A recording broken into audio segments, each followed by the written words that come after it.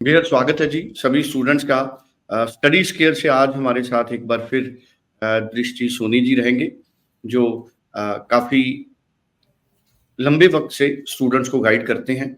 हमारे live show में भी लगातार स्टूडेंट्स को गाइड करते हैं। दृष्टि जी, आपका स्वागत है सबसे पहले। Thank you sir. Thank you so much. दृष्टि जी, अभी ऑस्ट्रेलिया को लेकर कई तरह के कंफ्यूजन है। मैं चाहता हूं कि वो कंफ्यूजन क्लियर हो। हमने कनाडा देखा है, जिस तरह से हमारे स्टूडेंट्स ने कनाडा में जाकर कॉलेज ड्रॉप किए, तो अभी बहुत ज़्यादा सख्ती है वहाँ। और पिछले टाइम में हमारे खास तौर पर नॉर्दर्न इंडिया के स्टूडेंट्स, पंजाब के हो गए, हरियाणा के हो गए, दिल्ली के भी, और कुछ कुछ जम्मू, राजस्थान और हिमाचल, हमारे इन स्टूडेंट्स ने ऑस्ट्रेलिया में भी पढ़ाई छोड़ी थी, जिसके बाद काफ़ी सख्ती हुई।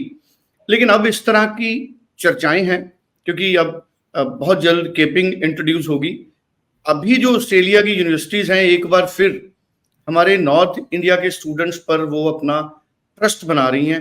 पिछले 2-3 इंटेक्स में ऐसा देखने को नहीं मिला कि हमारे पंजाब के, हरियाणा के स्टूडेंट्स ने अपनी एजुकेशन ड्रॉप की हो।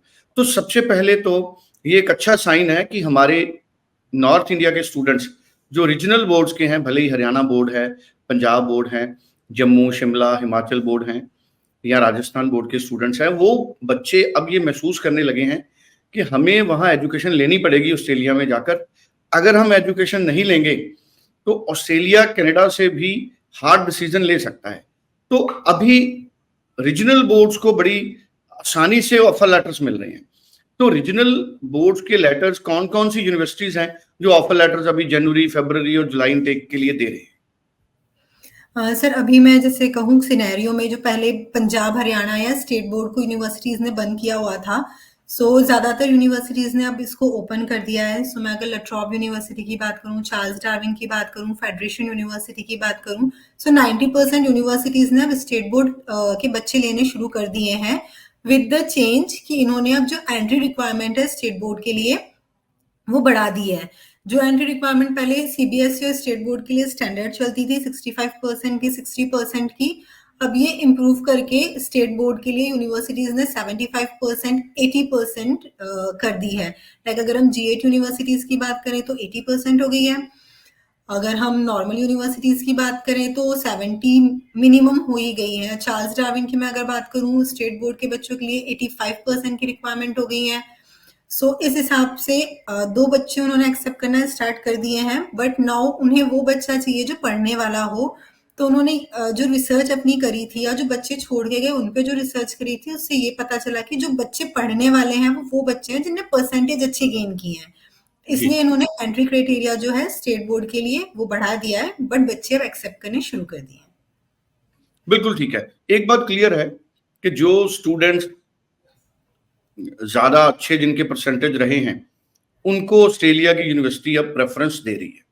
तो साफ तौर पर वो बच्चे जिनकी परसेंटेज हाई है, हाई में हम कितना काउंट करें? 70-80 से ज्यादा हम इसको काउंट करें? सर देखिए, मैं अगर बात करूं यूनिवर्सिटीज की तो स्टेट बोर्ड का अगर बच्चा है तो 75% मिनिमम उनके कोर 4 सब्जेक्ट के लिए हमें चाहिए। क्योंकि हम अगर ऑस्ट्रेलिया की बात करें तो ऑस्ट्रेलिया आपके ओवरऑल परसेंटेज नहीं देखता, वो आपके कोर 4 सब्जेक्ट्स देखता है। कोर 4 सब्जेक्ट बेसिकली क्या होते हैं कि एक आपकी इंग्लिश लैंग्वेज आ गई, इसके अलावा आपके 3 एकेडमिक सब्जेक्ट्स। जैसे मैं आपको एग्जांपल देती हूँ, अगर बच्चा मेडिकल का है तो फिजिक्स, केमिस्ट्री, बायोलॉजी प्लस एक लैंग्वेज इंग्लिश। तो इन चारों के जो परसेंटेज हैं वो इन्हें चाहिए है 75 और अबव। कुछ यूनिवर्सिटीज 70% पे भी दे रही है, बट मैक्सिमम स्टेट बोर्ड्स के लिए जो बच्चों को परसेंटेज या एंट्री क्राइटेरिया स्टार्ट होता है वो 75% से स्टार्ट हो गया है। तो अगर बच्चा स्टेट बोर्ड से पढ़ा हुआ है, उसने अपना 10th 12th दोनों सेम बोर्ड से किया हुआ है, पंजाब स्टेट बोर्ड से, तो उसके 12th में मिनिमम 75% मिनिमम होने चाहिए। स्पेसिफिक कुछ यूनिवर्सिटीज हैं जिन्होंने 85% तक का भी अपना क्राइटेरिया किया हुआ है। Depend on university to university. बिल्कुल ठीक है। और मैं ना मनप्रीत चीमा जी से भी जब मैं शो कर रहा था तो उन्होंने भी मुझे बताया कि अब जो अच्छी परसेंटेज वाले स्टूडेंट्स हैं वो खुद इस बात पर फोकस करते हैं कि अब उनके फंड्स में दिक्कत ना हो। हम ये मान के चलें, अगर ऑस्ट्रेलिया का वीजा तेज है, जल्दी मिलता है, तो उन स्टूडेंट्स को मिलता है जिनकी परसेंटेज, जैसे आपने कोर सब्जेक्ट का जिक्र किया, और उसके साथ साथ उनके फंड्स जेन्युइन भी हों और प्रॉपर उनका सारा रिकॉर्ड मैनेज्ड हो। ये बच्चे या उनके पेरेंट्स इन बातों को कैसे समझें? जिनकी परसेंटेज अच्छी है वो कितने फंड्स मैनेज करें आज के टाइम में, अगर उन्होंने जनवरी या जुलाई इनटेक में एडमिशन लेनी है? सर देखिए, अगर मैं फंड्स की या फाइनेंशियल्स की बात करती हूँ ऑस्ट्रेलिया में, तो ये जितना एकेडमिक मैटर करता है उतना ही फंड्स एंड फाइनेंशियल्स भी जो है वो बच्चे के मैटर करते हैं। अब फंड्स एंड फाइनेंशियल्स में बेसिकली ऑस्ट्रेलिया क्या काउंट करता है कि बच्चे का एजुकेशन कौन स्पॉन्सर करेगा। मतलब मैं अगर नॉर्मल भाषा में बोलूँ तो बच्चे के पढ़ाई का खर्चा और रहने का खर्चा कौन उठाएगा। तो डेफिनेटली बच्चे पे सबसे ज्यादा या बच्चे के लिए सबसे ज्यादा रिस्पॉन्सिबिलिटी पेरेंट्स की होती है। तो इस बेसिस पे उन्होंने कहा कि 70% स्पॉन्सरशिप पेरेंट्स की होनी चाहिए, 30% उनके ग्रैंड पेरेंट्स, सिबलिंग्स या अंकल आंट कर सकते हैं। अब इन्हें डॉक्यूमेंट्स किस हिसाब से चाहिए या फाइनेंशियल या फंड्स की हम अगर बात करें, तो अगर आपके पास पैसा है तो वो कम से कम 6 महीने से 1 साल पुराना होना चाहिए। Again university to university depend करता है। अगर आपका पैसा नया है तो पैसे का सोर्स चाहिए कि ये पैसा आया कहाँ से है। जी एकदम से 40 लाख रुपए आया है तो एकदम से आपके पास 40 लाख रुपए कहाँ से आया। दूसरी चीज आ जाती है आपकी इनकम जो है वो आपके फंड से रिलेवेंट होनी चाहिए। तो उस क्राइटेरिया को देखते हुए अगर हम बात करें 1 साल की ट्यूशन फीस, 1 साल का लिविंग एक्सपेंस, वापसी का खर्चा, रिटर्न फेयर प्लस आपका हेल्थ कवर इंश्योरेंस मिला के बच्चे को 40 लाख के अराउंड आसपास का फंड रिक्वायरमेंट आती है। तो उस हिसाब से यूनिवर्सिटी ने क्राइटेरिया ये किया है कि अगर 40 लाख का फंड है तो पेरेंट्स की एनुअल इनकम, दोनों पेरेंट्स की मिला के एनुअल इनकम कम से कम 12 लाख तो होनी चाहिए।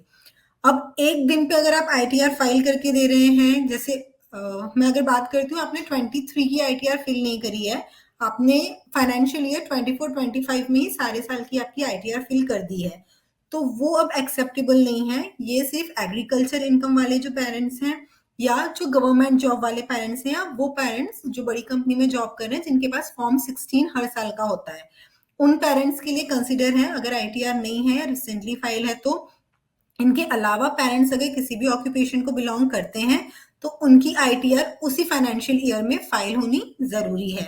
तो बिल्कुल अगर ठीक है। अब जैसे आपने कहा, सॉरी मैं आपको रोक रहा हूँ, मदर और फादर दोनों की जो रिटर्न है इंडिविजुअल लेवल पर 12-12 लाख होनी चाहिए? नहीं सर, दोनों की मिला के 12 लाख होनी चाहिए कम से कम। सो ये मिनिमम रिक्वायरमेंट ये है कि कम से कम 12 लाख की रिटर्न फैमिली में फादर और मदर की हो, और उसके बाद आप थोड़ा सा अपने आप को कंफर्टेबल फील कर सकते हैं। So thank you so much Rishi ma'am, बड़ा चंगा लग्या, बहुत कंप्लीट तुसी अच्छी इन्फॉर्मेशन दी। मैं भी हौली हौली हिंदी तो पंजाबी ते शिफ्ट हो गया। सो क्लोजिंग द टाइम है, thank you so much. Thank you so much sir. Thank you ma'am.